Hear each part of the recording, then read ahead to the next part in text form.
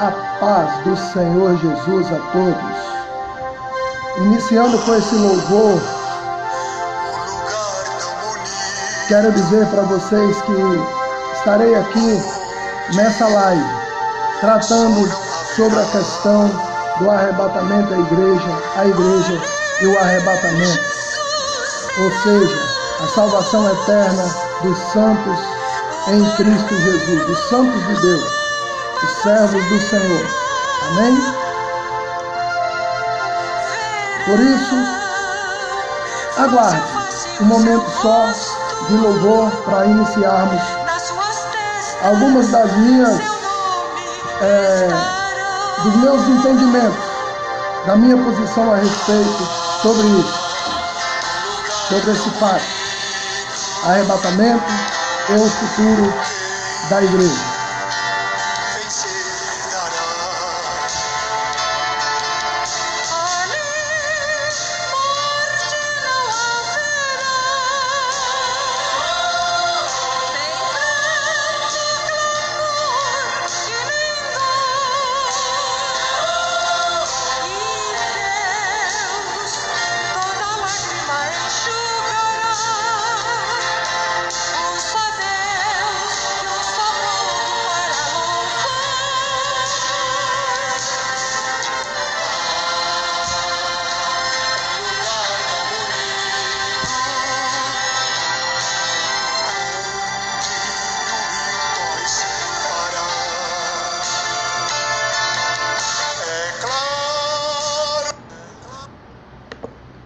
É claro como um cristal, quem vencer herdará.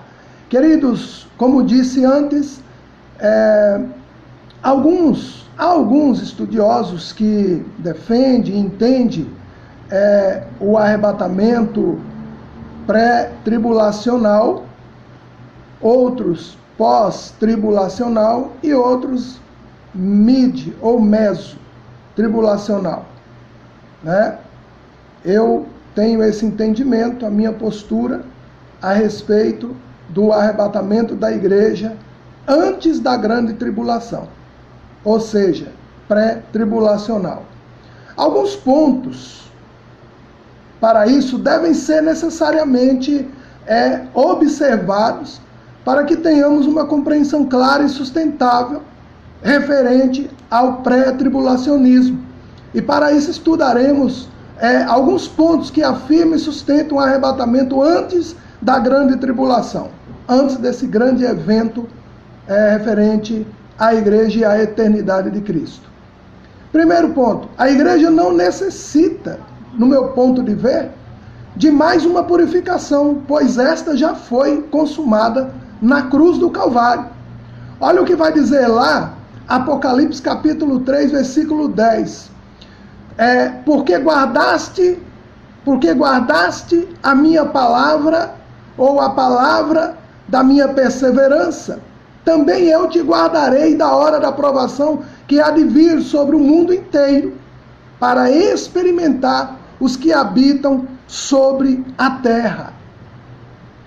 Queridos, numa promessa à igreja de Filadélfia, o nosso Senhor Jesus diz que não permitiria que a igreja fiel, ou seja, qual é a igreja fiel? A igreja salva passasse pela provação que haveria de vir sobre o mundo.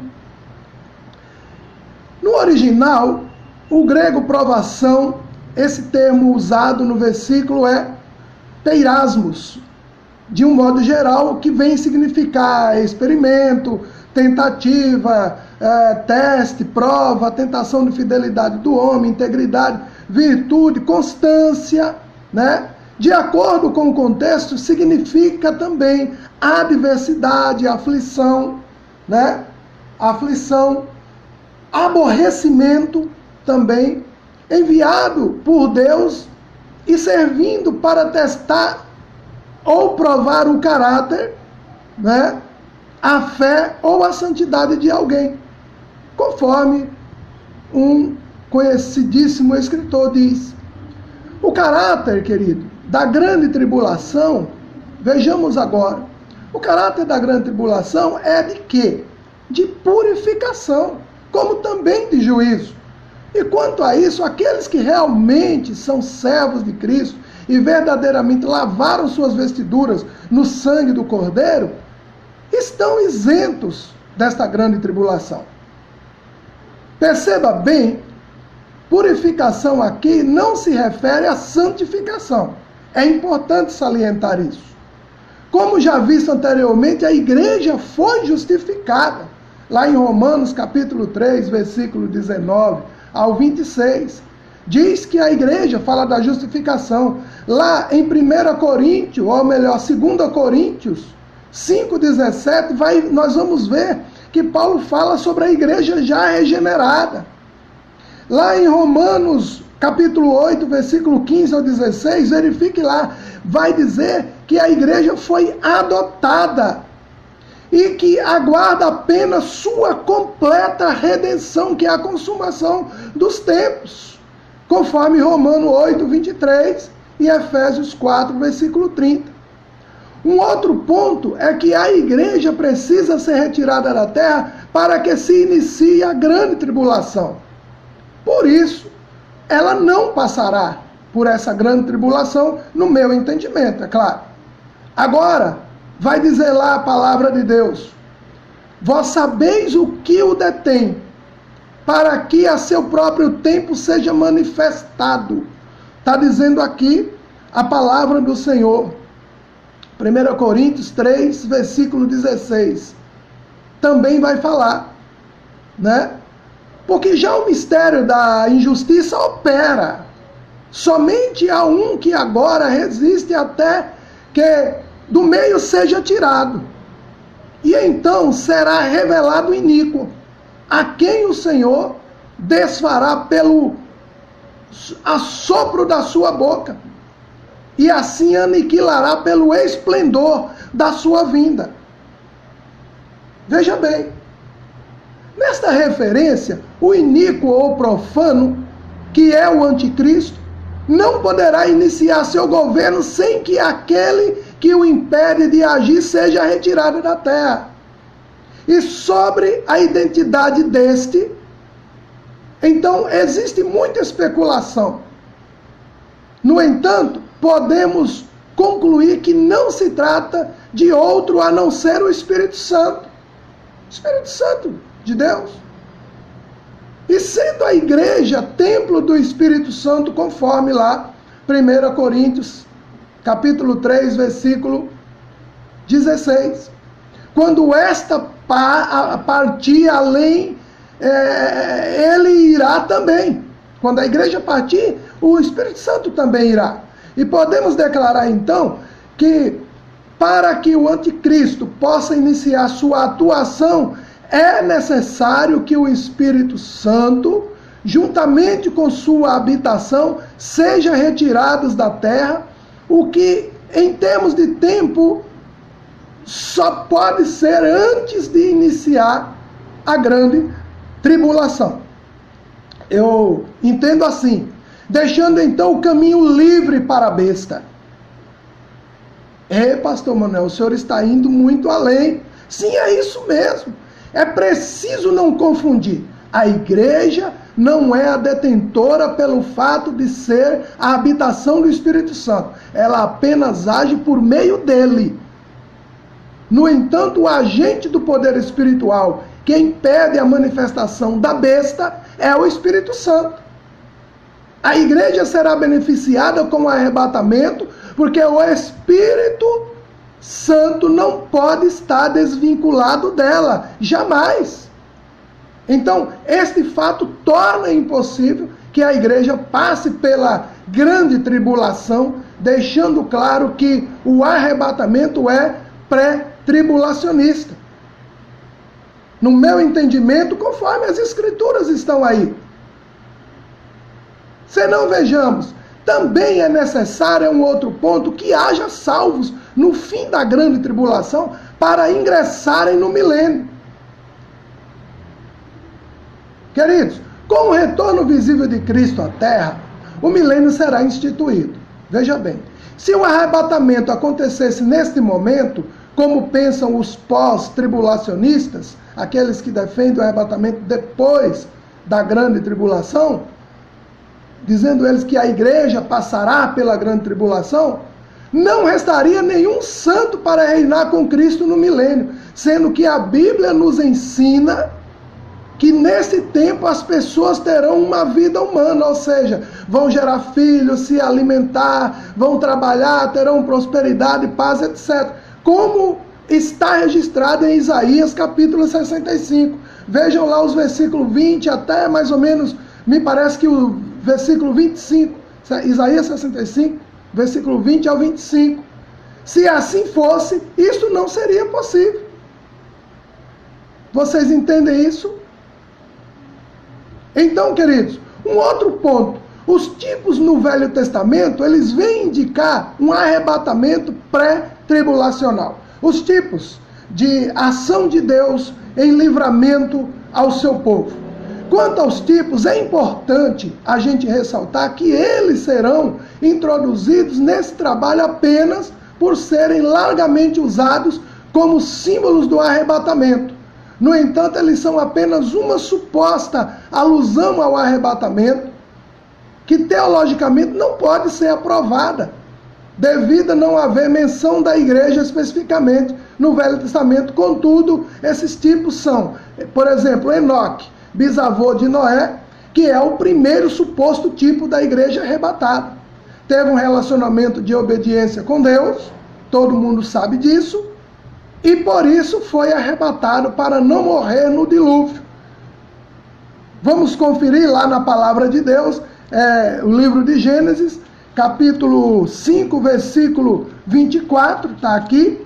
Hebreus também vem nos dizer aqui que Hebreus 11, 5 vai dar um suporte sobre essa questão. O outro tipo é o bisneto de Enoque, Noé, foi salvo pela arca do terrível dilúvio que se aproximava. Vocês veem isso, muitos sabem, lá em Gênesis capítulo 7, do versículo 1 ao 7 precisamente. Querido, o tipo tem grande semelhança com o fato de que Deus os livrará, ou os livrara, melhor dizendo, do dilúvio, para posteriormente os colocar na terra novamente. Da mesma forma, com o arrebatamento, a igreja será poupada da grande tribulação, retornando novamente à terra, na manifestação de Cristo, para juntos entrarem na terra milenial, vamos dizer assim. Então é interessante ressaltar que a expectativa do arrebatamento, como também seu repentino acontecimento, foi comparada por Jesus aos dias de Noé. Voltemos lá ao Evangelho de Mateus capítulo 24, nos versículos 37 até o 39, por aí. Outro ponto, o juízo sobre Sodoma também veio após a saída de Ló. Desta maneira, ele representa a igreja que, após ser retirada, virá o juízo na terra com grande tribulação.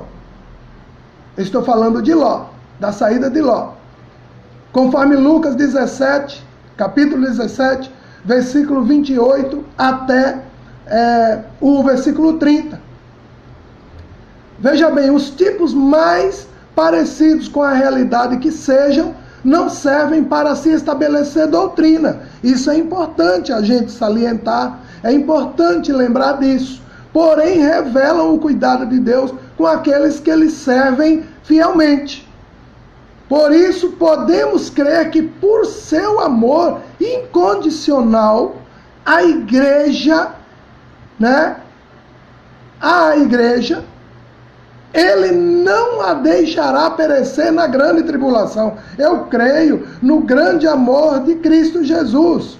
Conforme João 3,16 vai dizer lá, Deus amou o povo dele, o mundo e a humanidade até mesmo, de tal maneira que deu seu Filho unigênito para que todo aquele que nele crê, em Jesus, somente, não venha perecer em momento algum, mas tenha a vida eterna. Por todos os motivos citados, fica claro que o arrebatamento não pode ser localizada em outro tempo, senão antes da grande tribulação. Eu defendo isso. Me perdoe, mas é o meu entendimento. Sabemos, no entanto, né, que os argumentos pós-tribulacionistas, dos que creem que o arrebatamento será depois da grande tribulação, tem certa lógica e base bíblica, mas isso não é o suficiente para que consigam provar suas teorias. O que não acontece com o pré-tribulacionismo, ou seja, com a teoria que entende que a igreja será levada, né? Deus estará nos tirando do momento da grande tribulação,